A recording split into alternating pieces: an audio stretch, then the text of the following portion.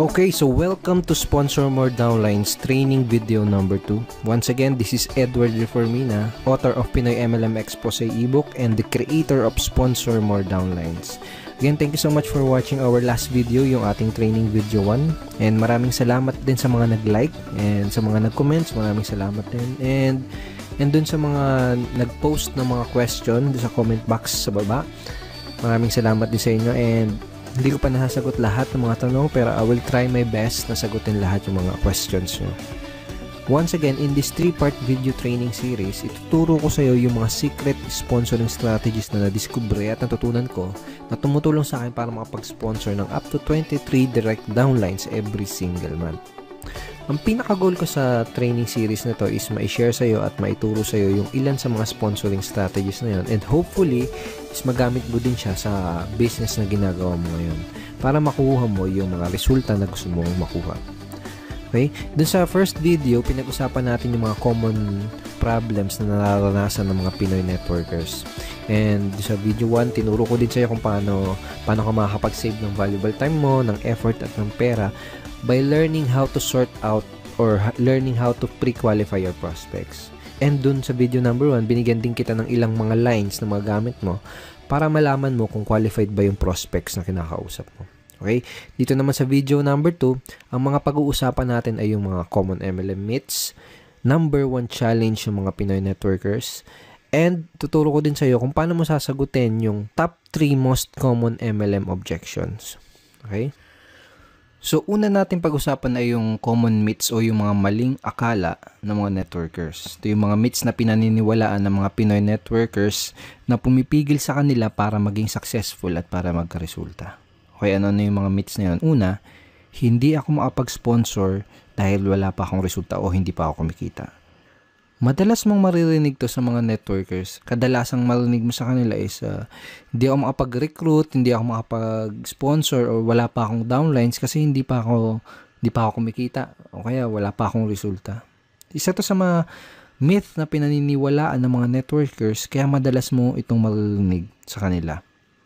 Okay? Pangalawang myth is maraming tao ang negative ang tingin sa network marketing. Karamihan ng networkers ang nasa isip nila, lahat ng taong kinakausap nila ay negative. Lahat ng kamag-anak nila ay negative sa network marketing. Okay? Isa yan sa mga myth na pinaniniwalaan ng mga networkers. Pangatlo, hindi ako makapag-recruit dahil hindi ako magaling mag-convince. Isa to sa madalas na marinig mo sa mga, even in my team, my personal team, tsaka sa mga networkers na from other companies na nakakausap ko, madalas ko narinig ito. Karaniwang sinasabi nila ay hindi ako nahihirapan ako sa business ko, hindi ako makapag-sponsor kasi hindi ako magaling mag-convince. Okay? So ito yung tatlong maling akala or common myths na pinaniniwalaan ng mga networkers. Mamaya babalikan natin itong mga common MLM myths na to, pero ngayon gusto ko munang ipakita sa iyo yung ginawa ko couple of weeks ago. Basically, nag-survey ako sa 1,000 mahigit na Pinoy network marketers from different MLM company. Doon sa survey na yon, may tanong na ito, ano yung pinakamadalas na objection na nakuha mo mula sa mga prospect mo? Okay, ito yung mga naging sagot nila. Ang pinakamataas na sinabi ng mga Pinoy networkers na kadalasan natatanggap nila mga objections sa ito, wala akong pera. Okay, 21%. And pumangalawa is yung pyramiding ba yan, which is 18%. And pumangatlo, na pinakamadalas na nakukuha nilang objections is ito. Magkano na bang kinita mo dyan? O magkano na bang kinikita mo dyan? Parang ganun. Kung titignan mo yung resulta dito sa survey na to, makikita mo na related yung mga objections na natatanggap ng mga Pinoy networkers dito sa mga common MLM myths na pinaniniwalaan ng karamihan networkers. Okay? For example, ito. Hindi ako makapag-sponsor dahil wala pa akong resulta. Kaya iniisip ng mga networkers na totoo to dahil kadalasan na tinatanong sa kanila ng mga prospects ay yung objection na magkano na bang kinita mo dyan. Pwedeng ganito yung nangyari. May prospect kang kinakausap, in-explain mo sa kanya yung opportunity o kaya dinala mo siya sa opisina niyo para panoorin yung BOM. Ngayon, after niyang ma-explainan, nagtanong siya sa'yo, nagbigay siya ng objection na magkano na bang kinikita mo dyan. Ngayon, kung bago ka pa lang, normal lang na syempre, maliit pa lang or wala ka pang kinikita. At posible din na hindi mo pa alam kung paano sagutin ng tama ang ganitong klase ng objection. Ngayon, kung hindi siya sumali, ang magiging thinking mo ngayon, ang papasok ngayon sa isip mo, ay hindi siya sumali kasi hindi pa ako kumikita. Ay hindi siya sumali kasi maliit pa lang yung kinikita ko. Ay hindi siya sumali kasi wala pa akong resulta. Okay na gets mo? Yung pangalawa, tingnan natin. Maraming tao ang negative ang tingin sa network marketing. Posible din na may prospect ang kinakausap na explainan mo na siya. And then, nagbigay siya ng objection na pyramiding ba yan? Ngayon, kung hindi mo alam sagutin ng tama tong objection na yan, hindi mo siya mapapasali. Ngayon, ang thinking mo ngayon, ang iniisip mo ngayon, naku, ang daming negative sa network marketing. Lahat ng kinakausap mo negative sa network marketing. Pero ang totoo, hindi mo lang alam sagutin yung objection na yun ng tama. Pangatlo, itong wala akong pera. See, dito sa Common MLM Meets, hindi ako mapag-recruit dahil hindi ako magaling mag-convince. Possible na may prospect ang kausap, sinabi niya na wala akong pera, maganda yung opportunity, pero wala akong pera. Ngayon, dahil wala siyang pera, hindi mo siya napasali. Posibleng pumasok sa isip mo na hindi ko siya napasali kasi hindi ako magaling mag-convince. Ganun. So, related itong mga common MLM objections na to doon sa common MLM myths na pinaniniwalaan ng mga networkers. Ibig sabihin, walang katotohanan itong mga paniniwala na to, itong mga myths na to, kaya nga myth, di ba? Dulot lang to ng mga objections na madalas itanong sa ating mga networkers. Okay? Itong mga myths na to, dulot lang yan ng mga objections na hindi alam sagutin ng tama. Kung isa ka sa mga networkers na dating naniniwala dito sa mga yan, I'm here to tell you na walang katotohanan ng mga yan. Ang kailangan mo lang gawin ay alamin kung paano sasagutin yung mga objections na nagdudulot nitong mga maling paniniwala na to. Number 1 challenge ng mga networkers ay yung mga prospect objections. So, sa mga challenge nila ay yung mga objections na binabato at binibigay sa kanila ng mga prospects na kinakausap nila. Dahil sa mga objection na yun, kadalasan nagkakaroon sila ng maling paniniwala, nagkakaroon sila ng maling beliefs about sa network marketing business nila. Ang solusyon para ma-solve yung challenge na yun is to master handling objections. So, bakit ba natin kailangan ma-master ang pag-handle ng mga objections? Kung gusto mo talagang ma-master ang pag-sponsor o pag-recruit, kailangan mong ma-master ang pag-handle ng lahat ng mga common MLM objections. Period. Napakadaming networkers kasi ang nag-fail dahil hindi nila alam kung paano mag-handle ng mga common objections. At ang masama pa, madaming mga networkers ang walang idea kung paano i-handle ang mga objections ng kanilang prospects. Ganito kasi yan, kahit gaano pa kaganda ang pag-present mo ng business mo, okay, kahit gaano pa kaganda yung pag-present mo ng product mo, lahat ng prospect, kahit interesado na yan, sigurado ay may katanungan at objections pa din yan bago siya magkaroon ng final na decision. Normal lang kasi talaga yon. Pero itong masakit. Kapag hindi mo nasagot ng tama ang mga questions at objections ng mga prospects mo, hindi mo pa din sila mapapasali. Tanongin kita, nangyari na ba sa'yo yung may prospect ang kausap, tapos sigurado ka na sasali siya, okay, pero hindi naman nag-join pagkatapos mo ma-explainan? Usually, nangyayari yung ganun dahil sa mga objection na hindi nasasagot ng tama. Ito yung mga dahilan kung bakit kailangan mong ma-master ang pagsagot sa lahat ng mga common MLM objections. So, ang goal ko sa video na to is tulungan ka at ituro sa'yo kung paano mo sasagutin itong top 3 common MLM objections. Itong pinag-usapan natin kanina, itong result dun sa sa survey na ginawa ko sa mahigit 1,000 networkers na pinakamadalas na natatanggap nilang objections. Itong wala akong pera, pyramiding ba yan, at magkano bang kinita? Magkano na bang kinikita mo? Or magkano na bang kinita mo? I created a training ebook for my team, and ang title ng ebook na yan is Objection Crusher. Objection Crusher. Paano mo dudurugin yung mga objections na matatanggap mo? Parang ganun yung konsepto. So basically, ipapakita ko sa iyo yung mga tinuro ko dito sa loob ng ebook na to, kung paano sasagutin itong top 3 common MLM objections na to. Okay, ngayon andito tayo ngayon sa loob ng mismong Objection Crusher training ebook. So ito yung mismong loob ng ebook. And ito yung listahan ng mga common MLM objections na itinuro ko kung paano sagutin ng tama dito sa ebook na to. Kasama sa list itong Kasama sa list ng mga common MLM objections ay ito, magkano bang kinikita mo dyan? Pag-isipan ko muna, yayaman ba ako dyan? Pyramiding ba yan? Networking ba yan? Networking ba to? Mahal ng investment, wala akong pera, wala akong time, alam ko na yan, hindi ko linya yan, etc. So, ang unang ituturo ko sa'yo kung paano sagutin ng tama ay yung magkano na bang kinikita mo dyan. Alright?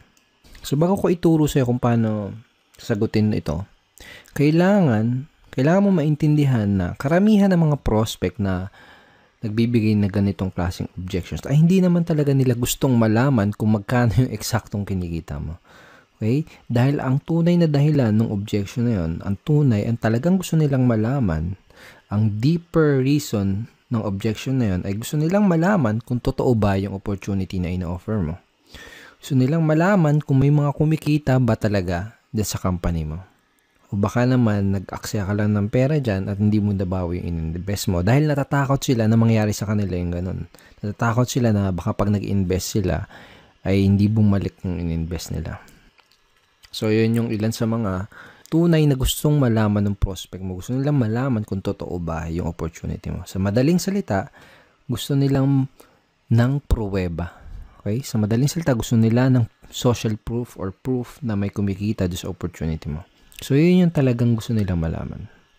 And another thing is maraming paraan para sagutin itong objection na to. Pero itong paraan na ituturo ko sa'yo dito sa ebook na to is yung pinaka-effective based on my personal experience and in my opinion. Ito yung pinaka-effective, hindi lang effective, pinaka-cool at pinaka-relax na paraan para sagutin itong objection na to. Okay, so paano ba sasagutin itong objection na to? So for example, may kausap ka na prospect. Tinanong ka niya, magkano na bang kinita mo dyan? Ang isasagot mo, magkano ba yung gusto mong madinig para maging interesado ka? Okay? O kaya, magkano ba yung gusto mong madinig para maging interesado kang tignan yung opportunity na to? O kaya naman, magkano ba yung gusto mong madinig para ma-impress ka? Okay, sa una, kailangan ng konting lakas ng loob kung gagamitin mo tong lines na to. Kumbaga, kailangan ng konting posture. Okay? Sa una, baka medyo mailang ka pa. Kaya sa una lang yon, kapag paulit-ulit mo na siyang ginamit, medyo masasanay ka na din. Kapag sinabi mo sa prospect, wag mo din kalilimutan na mag-smile ng konti para hindi ka magmukhang maangas or hindi ka ma-misinterpret nung kinakausap mo na nagyayabang. Alright? Okay, so ang mangyayari kapag tinanong mo to sa prospect mo, magbibigay siya sa iyo ng figure or ng amount. And hindi mahalaga kung hindi mo pa kinikita yung halaga na sasagot ng prospect mo. Kailangan lang ay may mga alam kang success stories from your company dahil gagamitin mo yung mga istorya or mga stories or kwento ng mga successful person in your company doon sa sagot mo. Okay?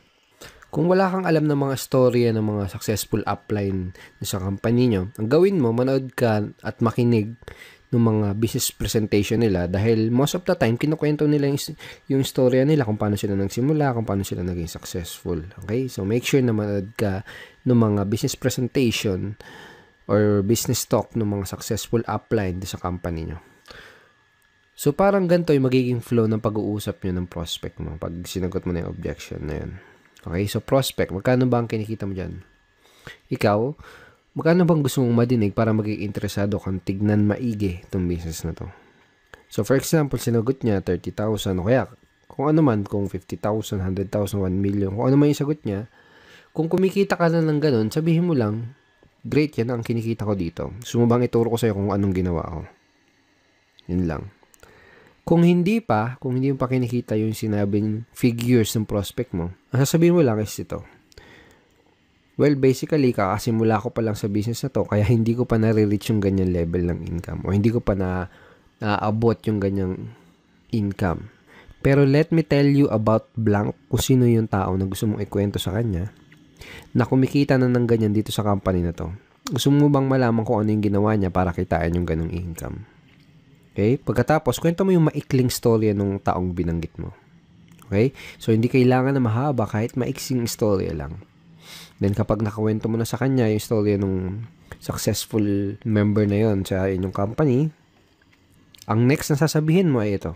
Kung willing ka ding aralin yung ginawa niya, posible, okay? Posible din nakitain mo yung income na kinita niya. Willing ka bang matutunan at gawin yung ginawa niya? Pag sinabi ng prospect mo, oo. Okay, good. Ito yung unang gagawin mo para makapagsimula. Okay? So, hindi mo lang nasagot yung objection, possible pa na maklose mo siya doon sa business mo. These lines are very, very powerful. So, use this kapag may na-encounter ka na ganitong objection. Magkano na bang kinikita mo dyan? Okay? And again, sinabi mo dun sa prospect mo na possible. Posible din nakitain niya. Ibig sabihin, hindi mo ginagaranti. Okay? Sinabi mo, posible. Kung gagawin niya, kung aaralin niya yung ginawa ng upline mo na yun, yung successful na tao na yun sa company nyo, posible din nakitain niya yung income na yun. Sinasabi mo yun kasi it's not good to guarantee yung result na makukuha niya, di ba? Kasi magdedepende pa rin doon sa tao. Magdedepende pa rin yung resulta ng tao na yun doon sa action na gagawin niya. Okay? And last tip, maganda rin na idea kung ipapakilala mo siya doon sa mga successful and higher uplines doon sa team nyo or sa company nyo.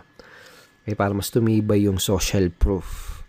Okay? Again, kasi kaya nga tinatanong to ng prospect mo kasi medyo may duda siya kung totoo ba yung opportunity na ginagawa mo. Okay, so ang next na objection na sasagutin natin at pag-aaralan natin ay yung objection na pyramiding ba yan or pyramiding ba to?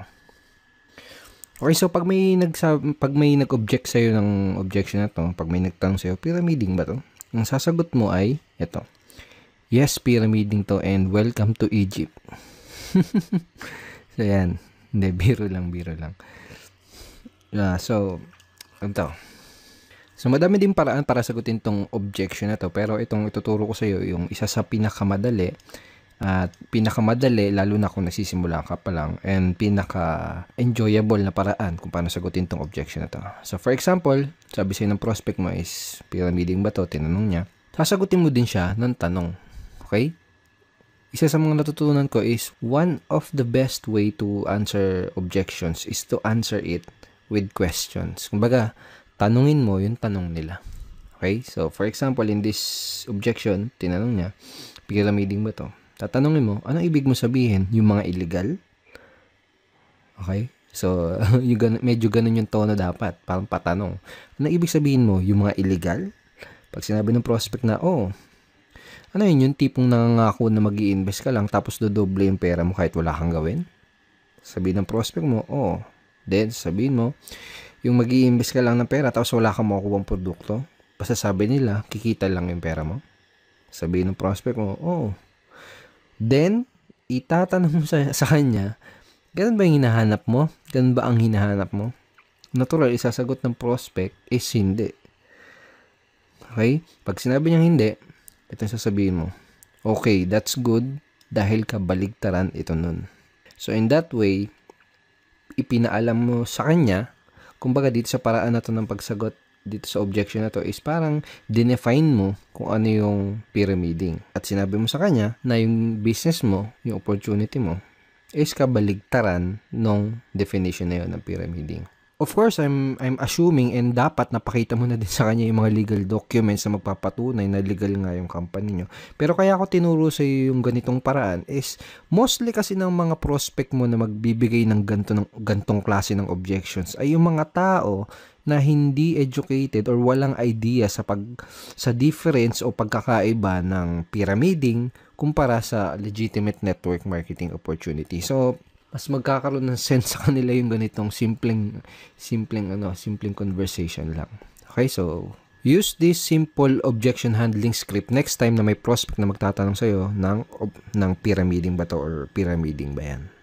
Now, ang susunod na objection ay yung wala akong pera. Ang unang kailangan mong maintindihan ay may dalawang klase ng prospect na nagsasabi ng ganitong klaseng objection. Yung isa ay yung wala talagang pera at yung isa naman ay yung mga nagpapalusot lang. Okay? So, let me share you. Dati, nung nagsisimula pa lang ako sa network marketing, is madalas ko natatanggap tong objection na to. Pero ngayon, never. As in, never ko na siya natatanggap. Dahil remembers dun sa training video number 1 natin, chinare ko sa'yo, At sinabi ko sa iyo na kina-qualify o sinusort out ko maigi yung prospect ko bago ko ipakita sa kanya yung business presentation ko. Kumbaga, kung wala silang sapat na reason why, hindi ako mag-aaksaya ng panahon para ipakita pa sa kanila yung business dahil alam ko na mag-aaksaya lang ako ng oras at alam ko na magpapalusot lang sila. So, kung may nagbigay sa iyo ng ganitong klase ng objection, ang unang kailangan mong malaman is kailangan malaman mo kung nagsasabi ba sila ng totoo o kung nagpapalusot lang ba sila. So, paano mo malalaman yun? Tatanungin mo sila. Okay, tatanungin mo sila kung totoo ba na wala silang pera. So, paano mo gagawin yun? Ganito, simple lang.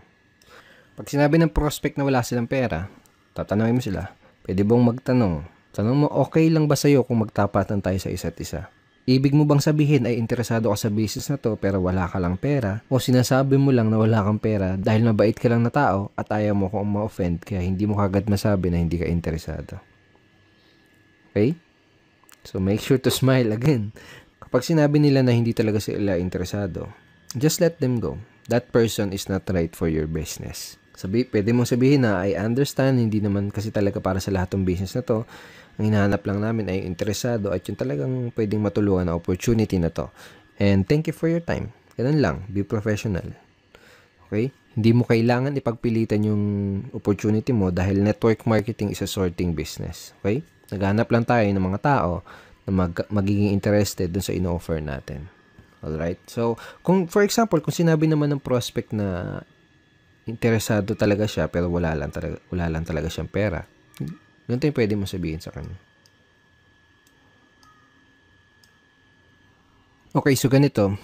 Unang gagawin mo is makikisimpatya ka or makikisimpatize ka dun sa situation ng prospect mo. Parang ganito. Naintindihan ko yung sitwasyon mo. Nung una ko nakita tong business na to, ganyan din yung sitwasyon ko at ganyan din yung sinabi ko. Wala akong pera. Pero na-realize ko, kung wala akong gagawin na paraan at kung wala akong gagawing bago, wala di mangyayaring bago. Kung 5 years ago sinasabi ko yung salitang wala akong pera, malamang 5 years from now ay paulit-ulit ko pa ding sasabihin yung salitang wala akong pera. Kaya ang ginawa ko, gumawa ako ng paraan. Tapos, ikwento mo sa prospect mo kung ano yung ginawa mo paraan para makapag-start ng business. Well, obviously, sasabihin mo sa prospect mo to kung medyo ganito yung nangyari sa'yo bago ka magsimula ng network marketing business mo. Pero for example, kung hindi ganito yung situation mo na nag-start ka ng network marketing, pwede mong gamitin or pwede mong i-leverage yung mga istorya ng mga ibang members sa team nyo or ibang members sa company nyo. For example, ganito. Naiintindihan ko ang sitwasyon mo. Maraming tao ang ganyan din ang sitwasyon nung una nilang nakita tong business na to. Sinabi din nila na wala silang pera. Pero na-realize nila, wala silang gagawin na paraan at kung wala silang gagawin bago, wala din mangyayari sa kanilang bago. Kung 5 years ago, sinasabi nila na wala silang pera, malamang 5 years from now, paulit-ulit pa din nila sasabihin yung salitang wala silang pera. Kaya ang ginawa nila, gumawa sila ng paraan. Pagkatapos, ikwento mo yung storya ng other members from your team or members from your company. Okay? Pagkatapos mo nang ikwento yung ginawa mong paraan or yung ginawang paraan ng ibang member sa team nyo, ito yung next na sasabihin mo sa kanya. Ito yung gusto kong itanong sa'yo. Gusto mo ba na habang buhay mo nalang sasabihin yung salita na yan? Wala akong pera. Okay, di isasagot sa'yo ng prospect mo? Syempre hindi. Diba? Then, tatanong mo sa kanya, ano yung pwede mong gawin na paraan? Okay? So, siya na mismo magsasabi sa'yo ng paraan na pwede niya gawin para makapag-start ng business. So, simple lang, di ba? Kayang-kayang i-apply. Okay? So, use this scripts, use this way of handling objection next time na may magsasabi sa'yo ng objection na wala silang pera. Of course, kailangan mo practicein yan. Sa unang bagsak mo, sa unang best mo gagamitin yan, medyo magkakamali-mali ka pa. Okay? It takes practice. Natural lang yun. Sa unang magkakamali ka. But use it ng paulit-ulit para masanay ka and na ma-internalize mo yung pinaka-approach or yung strategy. So, thank you so much for watching our training video number 2. I hope madami kang natutunan at I hope ma-apply mo kagad itong mga bago mong nalalaman sa business mo. Okay? At may isa pa akong good news sa'yo. May ginawa akong free PDF script na pwede mong i-download Okay? Yung download button is nasa baba ng video na to. So, download mo yan. Basically, nakalagay din sa PDF script na yan yung mga objection handling script na pinag-aralan natin dito sa video training number 2. So, download mo yan para ma-review mo palagi yung mga tinuro ko sa yung bago. Sa next training video natin, sa training video number 3, ang mga pag-uusapan natin na ito.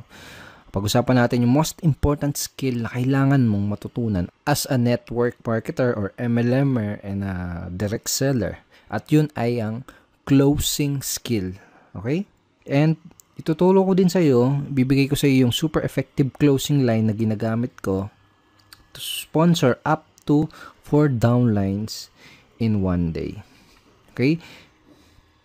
So matagal ko na ginagamit tong closing line na to and it's very very effective and very very powerful. So don't forget to check your email for our training video number 3. Papadala ko tong training video number 3 sa email mo sa isang araw. Okay? Papadala ko yung link ng training video number 3 sa isang araw. Alright? At kung hindi mo pa nakiklik yung like button sa baba ng video na to, please click like and wag mo din kakalimutan na mag-comment at kung may katanungan ka, kung may any questions ka, i-post mo lang dun sa comment box below this video and I will try my best na sagutin yan personally.